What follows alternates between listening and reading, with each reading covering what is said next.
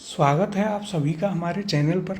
पिछली वीडियो में हमने जो इंडियन मॉडर्न हिस्ट्री का पहला चैप्टर है, कौन सा, यूरोपियों का भारत में आगमन, उसके क्वेश्चंस किए थे। आज की इस वीडियो में हम उन्हीं क्वेश्चंस को आगे बढ़ाएंगे और इस चैप्टर को पूरा करेंगे। तो आइए शुरुआत करते हैं अपने पहले प्रश्न के साथ।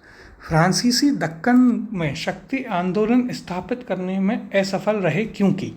ऑप्शन है आपके पास, ए, डुप्ले सक्षम सेनापति नहीं था, बी, अंग्रेजों की फौज शक्तिशाली थी, सी, भारतीय लोग फ्रांसीसियों को पसंद नहीं करते थे, या फिर डी, पांडिचेरी सामरिक केंद्र था। तो देखिए यहाँ पर इन सभी ऑप्शन में से सही उत्तर होगा आपका ऑप्शन नंबर बी। अंग्रेजों की जो फौज थी वह काफ़ी शक्तिशाली थी। डुप्ले हम जानते हैं एक काफ़ी सक्षम सेनापति था और उसने पहले एवं दूसरे युद्ध में अंग्रेजों को, पहले एवं दूसरे कर्नाटक युद्ध में अंग्रेजों को हराया भी था। फिर यदि हम बात करें कि भारतीय लोग फ्रांसीसियों को पसंद नहीं करते थे, तो ऐसा नहीं है। भारतीय लोग फ्रांसीसियों को पसंद किया करते थे और हैदर अली और उसका जो बेटा था टीपू सुल्तान, उनका तो गठबंधन ही फ्रांसीसियों के साथ था और पांडिचेरी भी एक सामरिक केंद्र नहीं था। तो इसलिए इसका सही उत्तर है कि अंग्रेज़ों की जो फौज थी वह काफ़ी शक्तिशाली थी। यहाँ भी यदि हम बात करें तो देखिए फ्रांसीसियों की पराजय का एक मुख्य कारण क्या है, उनकी कमज़ोर नौसेना। ठीक है, वॉल्टेयर के अनुसार, जो कि एक इतिहासकार है, ऑस्ट्रिया के उत्तराधिकार युद्ध के समय फ्रांस की जल शक्ति का इतना ह्रास हुआ कि सप्तवर्षीय युद्ध के समय उनके पास एक भी जलपोत नहीं था और दूसरी ओर अंग्रेज़ों के पास एक शक्तिशाली सेना थी। तो आप यहीं पर अंतर देख सकते हैं कि एक तरफ तो जो है इनके पास एक भी जलपोत नहीं है, आपको युद्ध लड़ना है नौसेना से, लेकिन आपके पास एक भी जलपोत नहीं है, और दूसरी ओर अंग्रेज़ों की काफ़ी शक्तिशाली सेना भी थी। यदि हम बात करें तो देखिए जो अंतिम युद्ध निर्णायक रहा इसमें वह था आपका तीसरा कर्नाटक युद्ध, जो कि कब था, तो देखिए यह सारी चीज़ें आपके तीसरे कर्नाटक युद्ध में साफ साफ हो गई थी। जब यहाँ पर क्या हुआ, यूरोप में जो 7 वर्षों से युद्ध चल रहा था उसका विस्तार भारत में हो गया। अंग्रेज़ों की तरफ से सर आयरकूट ने लीड किया था और फ्रांसीसियों को काउंट डी लिली ने। तो देखिए हमें एक तो ये याद रखना है कौन कौन, तो आयरकूट और किसकी लड़ाई, Eyre Coote versus Count de Lally, Count de Lally, इन दोनों के बीच में यह युद्ध हुआ था, जिसमें वांडीवाश का युद्ध हुआ 1759 में और वहाँ पर फ्रांसीसी जो है अंत में हार गए थे। तो हमें यह भी याद रखना है कौन सा युद्ध, तो देखिए वांडीवाश का युद्ध कब हुआ था। वांडीवाश का युद्ध यह हुआ था आपके 1759 में। यहाँ पर क्या हुआ, यहाँ पर अंत में फ्रांसीसी हार गए थे, फ्रांसीसियों की इसमें हार हुई। इसके बाद जो है पेरिस की संधि हुई थी 1763 में, जिसकी हमने कल बात की थी। ठीक है, इनके यदि हम चर्चा करें इस चीज़ पर कि क्या क्या मुख्य कारण रहे, तो देखिए सबसे पहला एक आप कारण देख सकते हैं कि जो ईस्ट इंडिया कंपनी थी वो क्या थी, वो पूंजीवादियों की कंपनी थी, उसके पास पैसे की कोई कमी नहीं थी युद्ध लड़ने के लिए।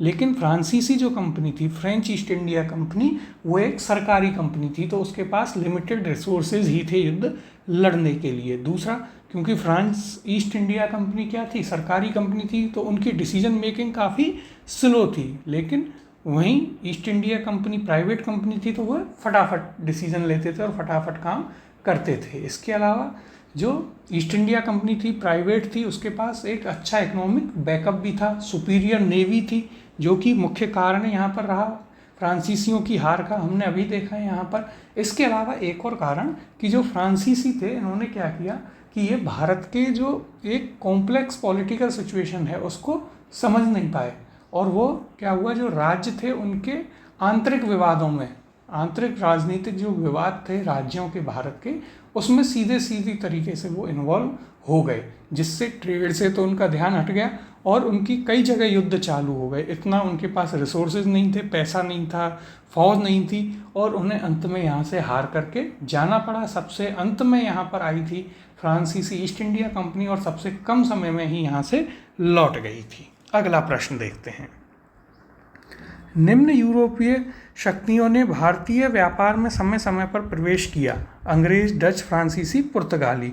निम्न कूट से उनके प्रवेश का सही तिथिक्रम निर्धारित कीजिए। तो देखिए, यदि हम बात करें, सबसे पहले पुर्तगाली आते हैं आपके 1498 में।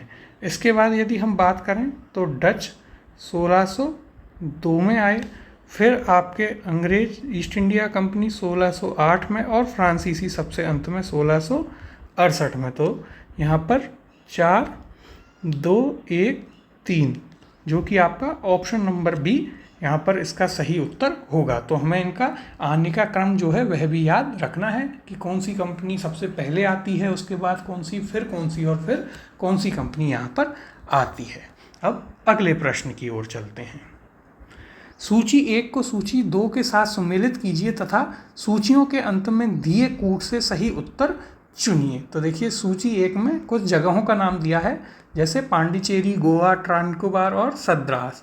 वहीं सूची 2 में कंपनियों का नाम दिया है, डच, फ्रेंच, पुर्तगीज और डेनिश। अब हमें इन्हें सम्मिलित करना है। तो देखिए, सबसे पहले यदि हम बात करें तो पौंडीचेरी किससे का मुख्य केंद्र रहा? तो पौंडीचेरी जो है वह फ्रांसीसियों का मुख्य केंद्र रहा। यह आपका 2 से मैच होगा।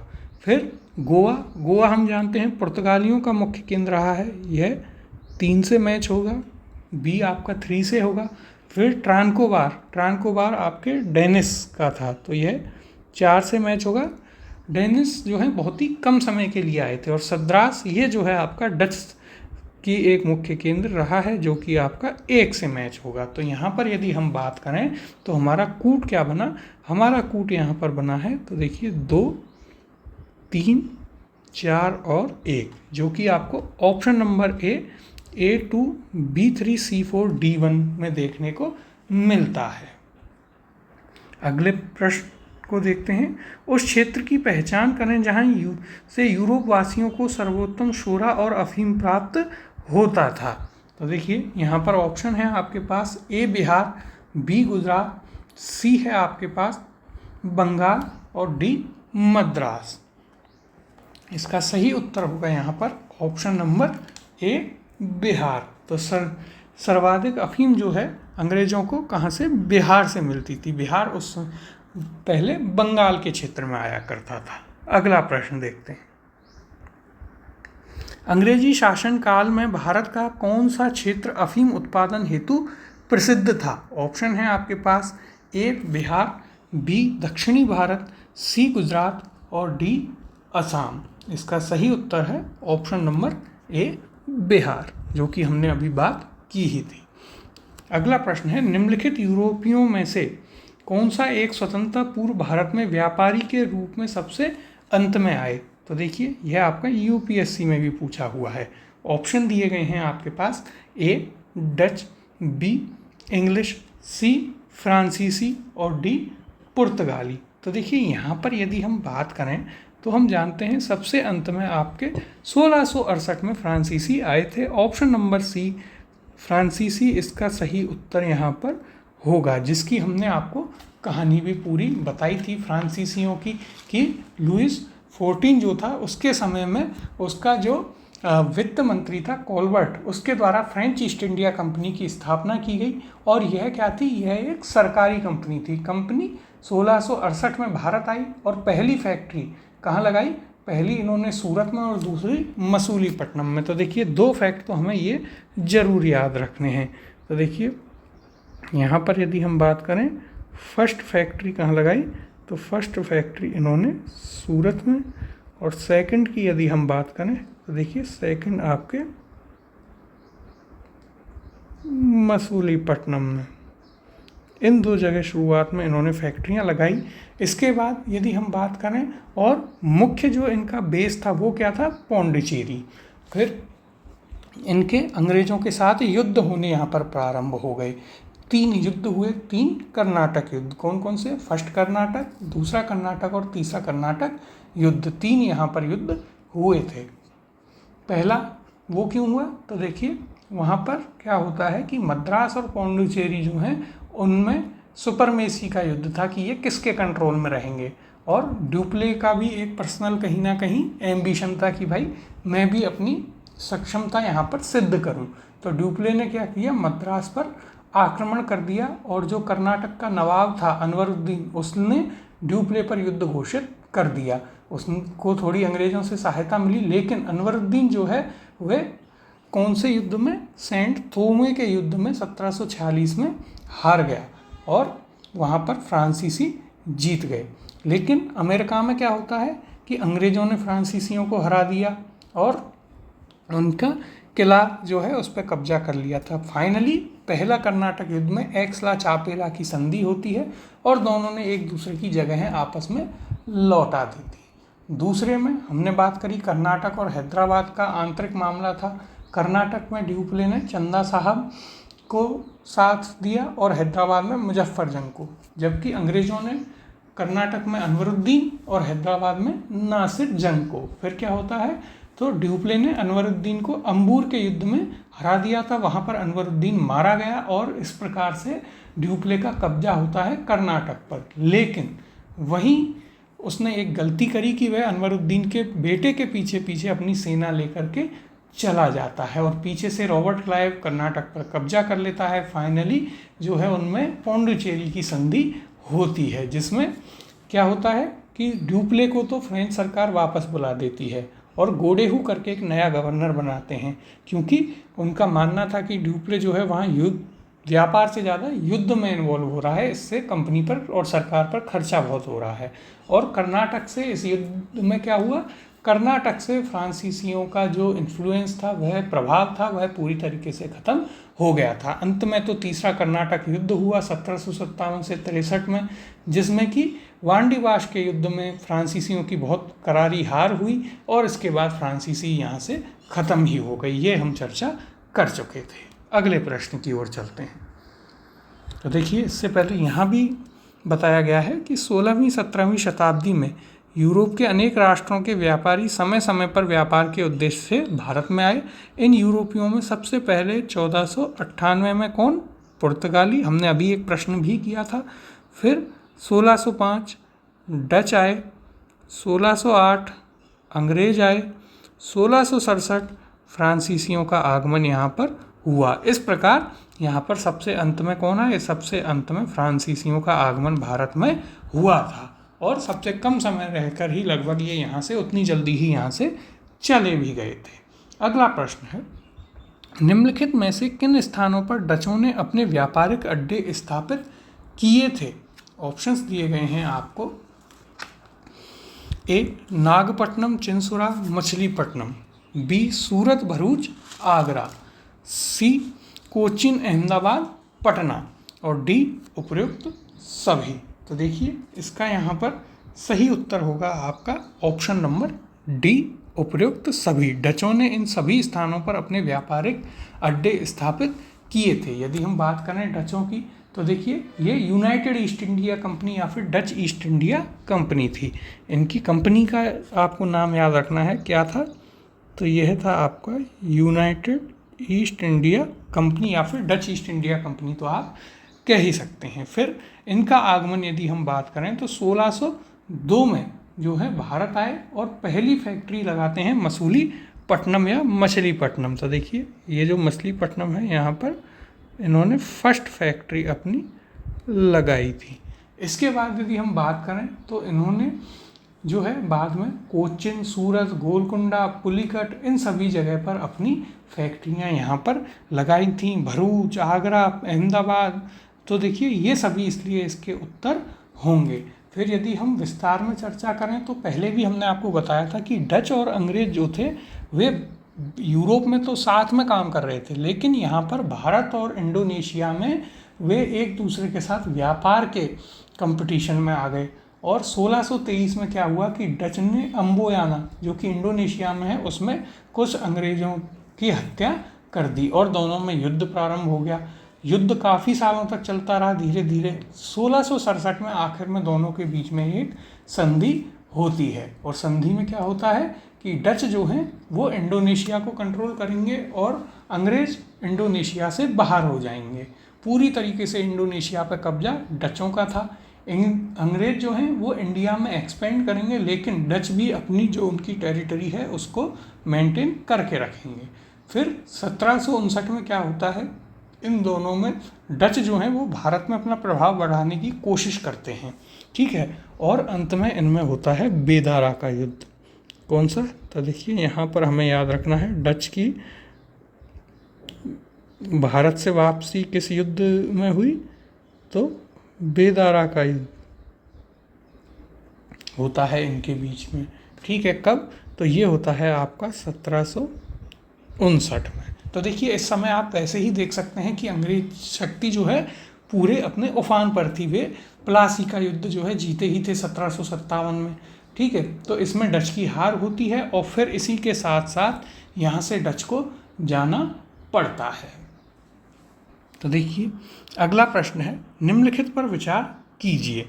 1. मृदा के स्वरूप तथा उपज के गुणों के आधार पर भूमि राजस्व का मूल्यांकन। 2. युद्ध में चलती फिरती तोपों का उपयोग। 3. तंबाकू और लाल मिर्च की खेती। उपयुक्त में से कौन सा या कौन से अंग्रेजों की भारत को देन थी? और देखिए यह आपका यूपीएससी प्रीलिम्स 2012 में पूछा हुआ प्रश्न है। ऑप्शन है आपके पास, ए केवल 1, बी 1 और 2, सी 2 और 3 या फिर डी इनमें से कोई नहीं। तो देखिए यहाँ पर सही उत्तर होगा आपका ऑप्शन नंबर डी, इनमें से कोई भी नहीं। यदि हम बात करें, देखिए युद्ध में चलती फिरती तोपों का प्रयोग तो यह तो किसने किया? यह हम जानते हैं कि जब बाबर भारत आया तो उसने तोपों का प्रयोग जो है प्रारंभ कर दिया था सबसे पहले। तंबाकू की खेती यदि हम बात करें तो तंबाकू की खेती ये जो है पुर्तगालियों द्वारा यहाँ पर प्रारंभ की गई थी। तो इसलिए जो है हमें ये चीज़ याद रखनी है। पुर्तगालियों ने क्या क्या चीज़ें, तो देखिए फल सब्जी जो हैं काफ़ी सारे, जैसे टमाटर, आलू, शकरकंदी, भिंडी, लीची, संतरा, मूंगफली, पपीता, बादाम, हरी मिर्च, लाल मिर्च, तंबाकू, आम, ये सब जो हैं ये आपके किसकी देन थी? तो ये आपकी पुर्तगालियों की देन थी। तो इसका उत्तर है आपका ऑप्शन नंबर डी। यहाँ पर यदि हम बात करें तो देखिए मृदा के स्वरूप तथा उपज के गुणों के आधार पर भूमि राजस्व का मूल्यांकन अंग्रेजों से पूर्व शेर शाह सूरी एवं अकबर के द्वारा किया जा चुका था। भारत में तंबाकू और लाल मिर्च की खेती, जैसा कि हमने अभी बात करी, पुर्तगालियों की देन थी। और चलती फिरती तोपों का प्रचलन मुगल काल में ही था, जो कि बाबर भी यहाँ पर तोपें लेके आया था। अकबर के आयुध निर्माण कारखाने में तमाम प्रकार की बड़ी छोटी तोपें तैयार की जाती थीं और इस प्रकार से इनमें से अंग्रेज़ों की कोई भी भारत को देन नहीं थी। तो देखिए यहाँ पर हमें याद रखना है कि मृदा के स्वरूप तथा उपज के गुणों के आधार पर जो लैंड रेवेन्यू यानी कि भूमि राजस्व का मूल्यांकन एक तो आपके अकबर के समय में ही प्रारंभ हो गया था और अकबर से भी पहले शेर शाह सूरी।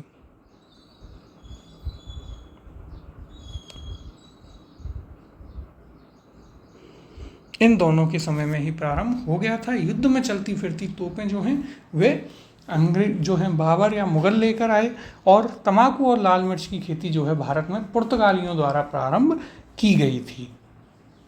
अगला प्रश्न देखते हैं, किसने ईस्ट इंडिया कंपनी के बारे में यह टिप्पणी की कि कंपनी एक असंगति है परंतु यह उस व्यवस्था का भाग है जहां सब कुछ ही असंगत है? ऑप्शन है आपके पास, A Warren Hastings, B TB Macaulay, C Lord Clive या फिर डी हेनरी डुंडांस। इसका सही उत्तर है आपका option number B TB Macaulay के द्वारा यह टिप्पणी की गई थी ईस्ट इंडिया कंपनी के ऊपर। तो हमें किसने टिप्पणी की और क्या टिप्पणी की कि कंपनी एक असंगति है परंतु यह उस व्यवस्था का भाग है जहां सब कुछ ही असंगत है। तो यह हमें कथन भी याद रखना है कि किसके द्वारा यह कहा गया है। अगले प्रश्न की ओर चलते हैं। देखिए यहाँ पर भी यदि हम बात करें तो लॉर्ड थॉमस बेगिंगटन मैकाले ब्रिटेन का राजनीतिक तथा इतिहासकार था। 1834 से 1838 तक वह भारत की सुप्रीम काउंसिल में लॉ मेंबर तथा लॉ कमीशन का प्रधान रहा। प्रसिद्ध दंड विधान ग्रंथ दी इंडियन पीनल कोड यानी कि आईपीसी की पांडुलिपि इसी ने तैयार की थी। अंग्रेजी को भारत की सरकारी भाषा तथा शिक्षा का माध्यम और यूरोपीय साहित्य, दर्शन तथा विज्ञान को भारतीय शिक्षा का लक्ष्य बनाने में इसकी महत्वपूर्ण भूमिका रही। इसके अलावा ईस्ट इंडिया कंपनी की नीतियों पर टिप्पणी करते हुए मैकाले ने कहा था कि कंपनी एक असंगति है, परंतु यह उस व्यवस्था का भाग है जहां सब कुछ ही असंगत है। तो हमें याद रखना है लॉर्ड थॉमस बेबिंगटन मैकाले, जो कि क्या रहा था, तो सुप्रीम काउंसिल में लॉ मेंबर भी रहा था और इसने विभिन्न चीज़ें भारत में इसके द्वारा करवाई गई। अगला प्रश्न है, एक्स-ला-शापेला 1748 की संधि के संदर्भ में निम्नलिखित कथनों में से कौन सा या कौन से सही हैं। तो देखिए एक्स-ला-शापेला की यदि हम बात करें तो हमें पता है यह कब थी, तो यह थी आपके पहले तो कौन से युद्ध में हुई, तो यह प्रथम कर्नाटक युद्ध में हुई। किस किस के बीच में हुई, तो यह अंग्रेज और फ्रांसीसियों के बीच में हुई संधि थी। तो यह चीज़ हमें यहाँ पर याद रखनी है। ठीक है, अब देखिए यहाँ पर कथन देखते हैं। पहला है प्रथम कर्नाटक युद्ध की समाप्ति और दूसरा अंग्रेजों को मद्रास पुनः प्राप्त हुआ। नीचे दिए गए कूटों से सही उत्तर चुनिए। ऑप्शन है ए केवल एक सही है, बी केवल दो सही है, सी केवल एक और दो दोनों ही सही हैं, और ऑप्शन डी ना तो एक सही है ना ही दो। तो देखिए यहाँ पर सही उत्तर होगा इसका ऑप्शन नंबर सी, एक और दो दोनों ही यहाँ पर सही है। यदि हम बात करें किसकी, प्रथम कर्नाटक युद्ध की, तो ये जो है यहाँ पर ऑस्ट्रिया के उत्तराधिकार युद्ध जो था उसका विस्तार था। और यदि हम बात करें तो भारत में यह मद्रास और पौंडीचेरी की सुपरमेसी का युद्ध था। इसके अलावा इसमें क्या हुआ था, तो देखिए इसमें हुआ ये था कि पहले तो अंग्रेज़ों ने कुछ फ्रांसीसी जहाज़ों पर हमला किया, फिर भारत में क्या हुआ, ड्यूप्लेग जो था, कौन था,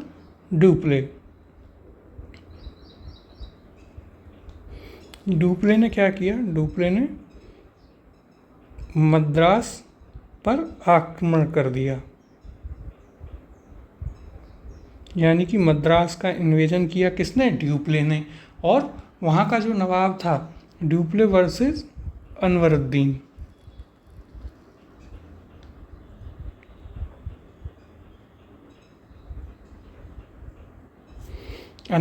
जो कि कहीं ना कहीं ये आपके इसको अंग्रेज़ों का साथ प्राप्त था।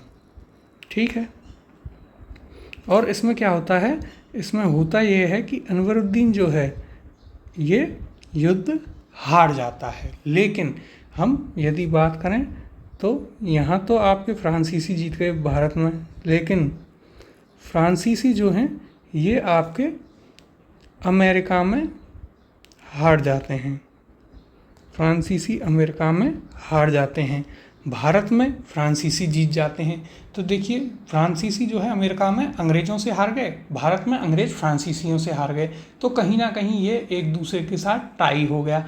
फाइनली एक्स-ला-चापेला की संधि होती है दोनों में 1748 में, और दोनों ने अपनी अपनी जो कैप्चर टेरिटरी थी वो एक दूसरे को लौटा दी। लेकिन इस युद्ध में क्या हुआ कि एक तो दक्षिण भारत जो है उसमें जो फ्रांसीसी थे उनकी सर्वसत्ता स्थापित हो गई। इसके अलावा फ्रांसीसी जो थे उन्होंने इस युद्ध में नेवी इंट्रोड्यूस की, तो नेवी जो है अब भारत पर कौन राज करेगा उसके लिए काफ़ी महत्वपूर्ण हो चुकी थी। यहाँ भी यदि हम बात करें तो देखिए एक्स-ला-शापेला की संधि 1748 से ऑस्ट्रिया के उत्तराधिकार का युद्ध समाप्त हो गया। फिर यूरोप का युद्ध बंद होते ही कर्नाटक का प्रथम युद्ध भी समाप्त हो गया तथा मद्रास अंग्रेज़ों को पुनः प्राप्त हो गया, क्योंकि संधि में हमने पढ़ा था कि दोनों एक दूसरे को अपनी अपनी टेरिटरीज लौटा देंगे। अतः कथन एक और दो दोनों ही सही हैं। तो यहाँ पर हमें याद रखना है एक्स-ला-शापेला की संधि प्रथम कर्नाटक युद्ध से संबंधित है। इससे प्रथम कर्नाटक युद्ध समाप्त हुआ और अंग्रेज़ों को मद्रास पुनः मिल गया, और अमेरिका में जो जगह फ्रांसीसियों ने खोई थी वो उन्हें वापस वहाँ पर मिल गई थी। अगला प्रश्न देखते हैं। भारत में अंग्रेजों की सफलता तथा फ्रांसीसियों की असफलता के कारण के संदर्भ में निम्न कथनों में से कौन सा सही है या सही है। तो हमने एक प्रश्न की जब चर्चा कर रहे थे तो मैंने आपको विभिन्न कारण बताए थे। पहला कथन है अंग्रेजों को बंगाल विजय से अपार धन एवं जनशक्ति मिलना। दूसरा, अंग्रेजों की बेहतर नौसैनिक ताकत। ऑप्शन है आपके पास, केवल एक सही है, केवल दो सही है, दोनों एक तथा दो सही हैं, ना तो एक और ना ही दो सही है। तो देखिए यहाँ पर यदि हम बात करें तो इसका सही उत्तर होगा आपका ऑप्शन नंबर सी, एक और दो दोनों ही सही हैं। यदि हम बात करें तो देखिए 1757 में जो है प्लासी का युद्ध, कौन सा, प्लासी युद्ध जो है, प्लासी वॉर, वो अंग्रेज़ों ने जीता था और उसी के साथ साथ जो है अंग्रेज़ों का बंगाल पर कब्जा हो गया था। वहाँ से जो है अंग्रेज़ों को काफ़ी हिम्मत मिली, एनकरेजमेंट मिला कि वो आगे भी जीत सकते हैं। इसके अलावा उन्हें जो है काफ़ी यहाँ पर यदि हम बात करें तो उन्हें धन लाभ भी वहाँ पर हम जानते हैं कि बहुत ज़्यादा अंग्रेज़ों को धन लाभ वहाँ पर हुआ था। तो ये जो है काफ़ी एक इम्पोर्टेंट वो रहा, भारतीय इतिहास में भी एक काफ़ी महत्वपूर्ण घटना रही, इम्पोर्टेंट घटना रही। 1757, 23 जून 1757 को जो है यह युद्ध हुआ था। फिर इसमें क्या हुआ तो देखिए इसके बाद फिर दूसरी चीज़ यहाँ पर दे रखी है कि अंग्रेज़ों की बेहतर नौसैनिक ताकत। तो इस पर तो हम पहले ही चर्चा कर चुके हैं कि फ्रांसीसियों को जब तीसरा युद्ध हुआ तो वहाँ पर क्या हुआ, तीसरा कर्नाटक युद्ध, उसमें जो ऑस्ट्रिया में 7 साल से युद्ध चल रहा था उसमें जो फ्रांसीसी नेवी थी उसका इतना नुकसान हुआ कि जब यहाँ पर युद्ध चल रहा था तो उनके पास एक भी जलपोत ही नहीं था युद्ध लड़ने के लिए। और हम जानते हैं अंग्रेज़ों की जो नेवी थी वो उस टाइम पर काफ़ी सुपीरियर, काफ़ी बेहतरीन हो चुकी थी। तो इसलिए ये दोनों ही कथन यहाँ पर सही हैं। यहाँ पर भी यदि हम चर्चा करें तो देखिए भारत में अंग्रेज़ों की सफलता के कई कारण थे। इसमें अंग्रेज़ों की बेहतर नौसैनिक ताकत, बंगाल पर नियंत्रण और उससे अपार धन दोनों की ही प्राप्ति हुई, कंपनी का विभिन्न इकाइयों में समन्वय योग्य नेतृत्व आदि थे, जिनकी हमने चर्चा भी करी थी कि भाई कंपनी जो ईस्ट इंडिया कंपनी थी वो प्राइवेट थी लेकिन फ्रांसीसी ईस्ट इंडिया कंपनी सरकारी थी, तो उसके लिमिटेड रिसोर्स थे, उनकी डिसीजन जो है वे काफ़ी लेट हुआ करते थे, वे अपने खर्चों को जो है कंट्रोल में रखना चाहते थे। जबकि यदि आप बात करेंगे तो ईस्ट इंडिया कंपनी जो है प्राइवेट कंपनी थी, उनके पास खूब पैसा था, पूंजीवादी लोगों की कंपनी थी, तो उन्हें ऐसी कोई दिक्कत नहीं थी, वो युद्ध को जो है कितने भी आगे तक बढ़ा सकते थे और युद्ध को लड़ भी सकते थे। तो ये थे हमारे प्रश्न। मॉडर्न इंडियन हिस्ट्री का जो पहला चैप्टर है यूरोपियों का भारत में आगमन, उससे संबंधित जितने भी प्रश्न थे वे हमने पूरे कर लिए हैं। अब अगली क्लास से हम अपना नया टॉपिक जो है मॉडर्न इंडियन हिस्ट्री का वो स्टार्ट करेंगे।